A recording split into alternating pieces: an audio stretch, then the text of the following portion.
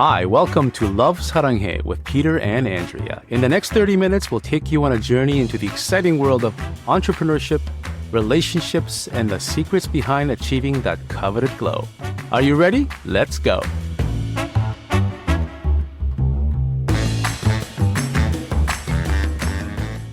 Welcome back to another episode of Love Saranghae with us, Peter and Andrea. Today we're going to be doing one of your beloved favorites, our skincare Q&A. So we have 2 questions for you today. Let's get started. Okay, good stuff, Andrea. Let's get started with customer Marcella. And her skin type is unknown, skin cancer is unknown, her skin stage, though, is a bit mature. And Marcella, she wrote in and asked, "Hi, Saranghae, I just received your advanced renewal retinol serum with a 0.1% retinal plus 2% squalane, and your vegan retinol alternative with 2% Bakuchiol and 15% squalane. So those are the 2 new products that were just launched a few weeks ago. And she's asking, because they're basically retinol and retinol alternative, how do I use these 2 serums together? Which is a great question. Andrea, you want to answer that for her? Yeah, it's a great question. We get this question a lot. Everybody is excited about the new products, but they don't know how to, first of all, use them at all, and then also how to incorporate them into a skincare routine. So our new 0.1% Retinol is a fantastic product. It gives you all the benefits of a retinaldehyde, but none of the side effects, which is a big deal because a lot of people have negative side effects from using retinol. It's much more versatile than a traditional retinol as well. The 2% Bakuchiol is a vegan alternative. So studies show that it is as effective as the 1% retinol at reducing fine lines and wrinkles. But the best thing about the Bakuchiol is that it's safe and effective for pregnant and breastfeeding women. And it's not UV sensitive, so that means you can wear it in the daytime. Whereas retinol, we don't recommend that without using a really strong SPF 50, ideally. But with Bakuchiol, wearing it in the daytime the sun will not impact the effectiveness of it. So a few things to keep in mind about retinol and all derivatives of retinoic acid.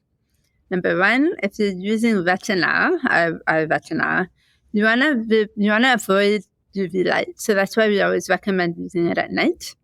It's an anti-inflammatory corrective by nature. So we need to balance out the inflammation with an anti-inflammatory. So let me say that again. I think I mixed that up.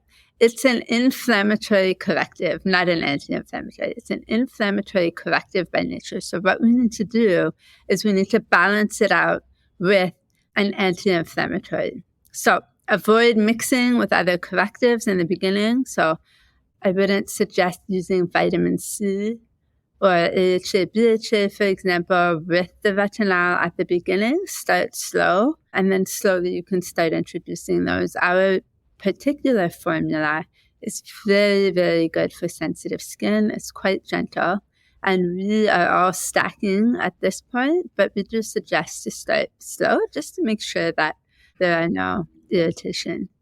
Do not use if you are pregnant or breastfeeding. So the retinol, we don't recommend using if you're pregnant or breastfeeding. Vitamin A has been known to show some birth defects in fetal development. So we don't recommend retinol.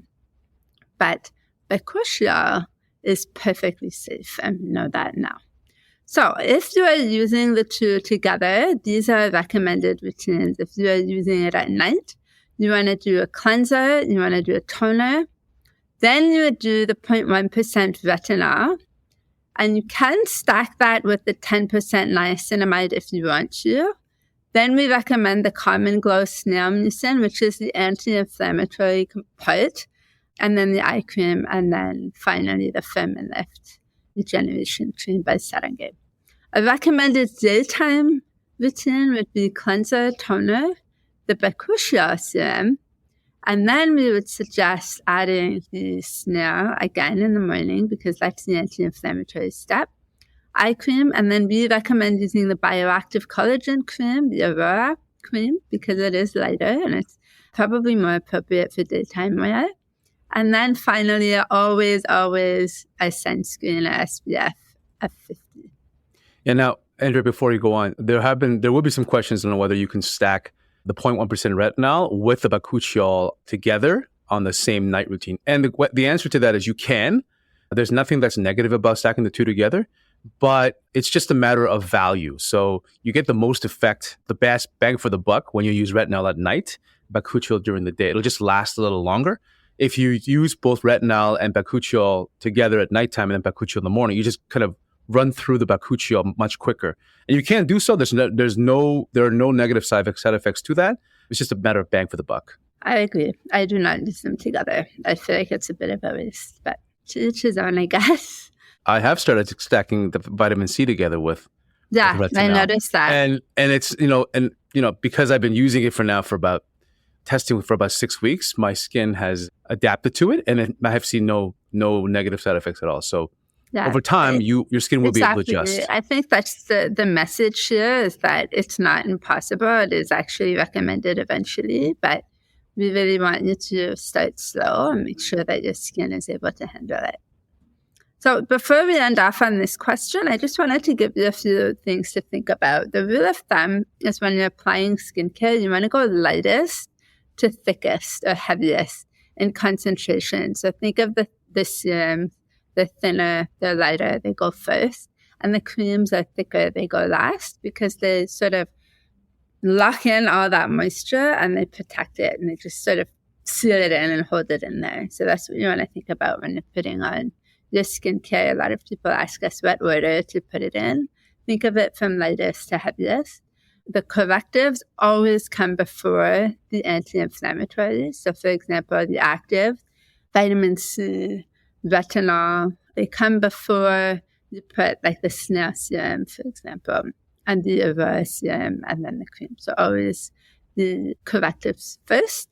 And then in the beginning, like we said earlier, please don't stack. Don't do the vitamin C and the AHA, BHA, and the retinol all in the same skincare routine. Ease your skin into it, doing one per routine at a time. Yeah. So on that note, people may be scared away from using the 2% AHA, BHA right off the bat, but I don't recommend that. Exfoliation is a vital part of a good skincare routine. So what I would recommend is using an AHA, BHA once a week. And in that once a week, when you use it, perhaps don't use one of either the 25% vitamin C or the 0.1% retinol. Eventually, you'll be able to do so. But it's important it's important to incorporate an exfoliating step into every skincare routine, because it is one of the pillars of foundational skincare. Agreed.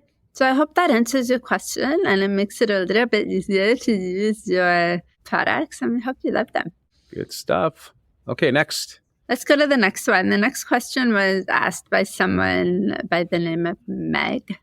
And she has combination skin. Her skin concern is anti-aging and sagging skin.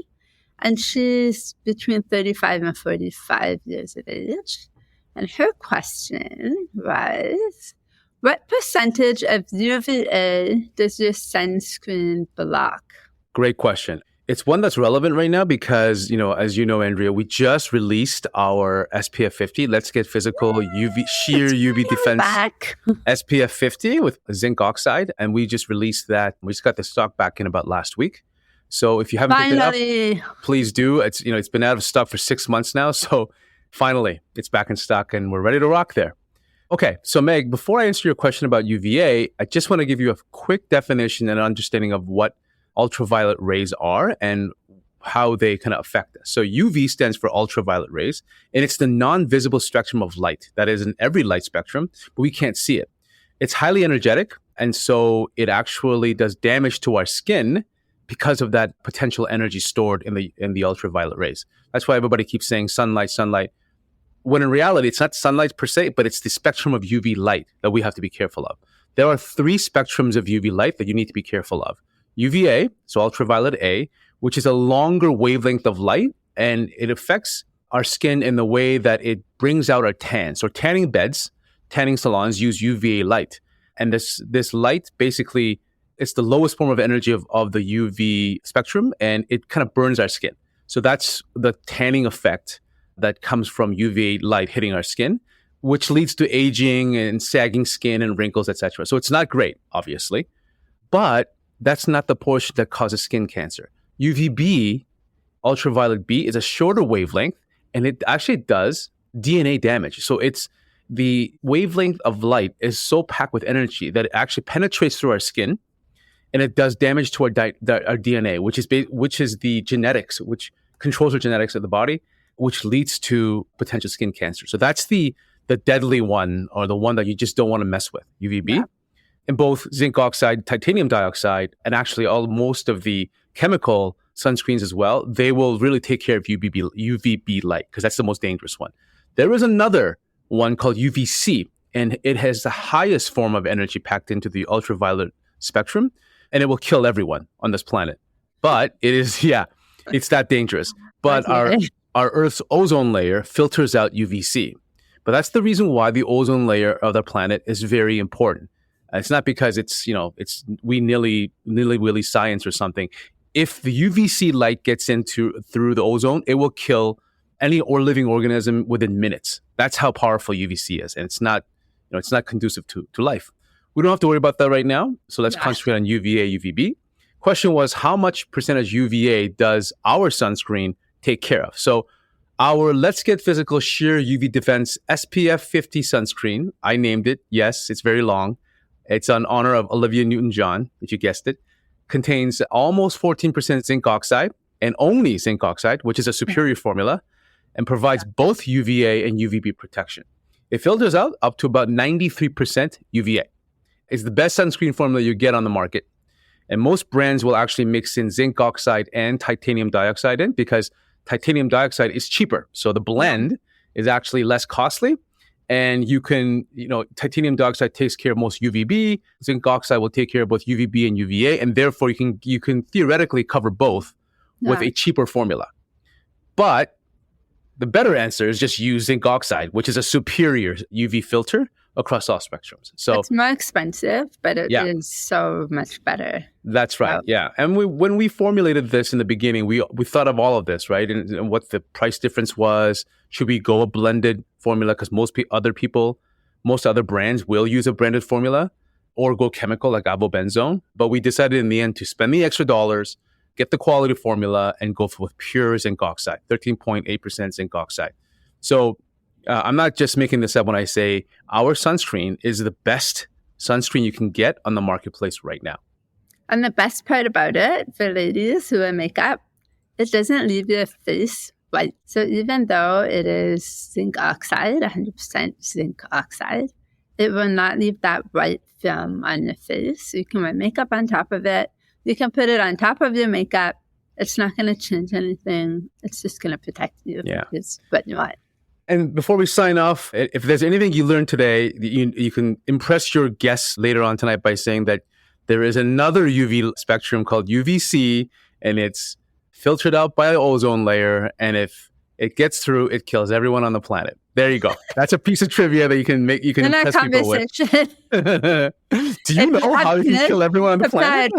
If you have kids, be prepared for lots of questions. Do you know how you can kill everyone on the planet? Well, let's get rid of the ozone layer. There you go. Okay, on that note, we're going to sign off. Thanks for being here, and we'll see you next time on Live Saranghae with us, Peter and Andrea. Cheers. Bye. Thanks for listening to Live Saranghae with us, Peter and Andrea. If you've enjoyed this episode, leave us a review. Your ratings and reviews help more people like you find our show. Don't forget to subscribe so you never miss an episode, and share this podcast with someone you think would love it. Until next time, love yourself, love one another, and love the world.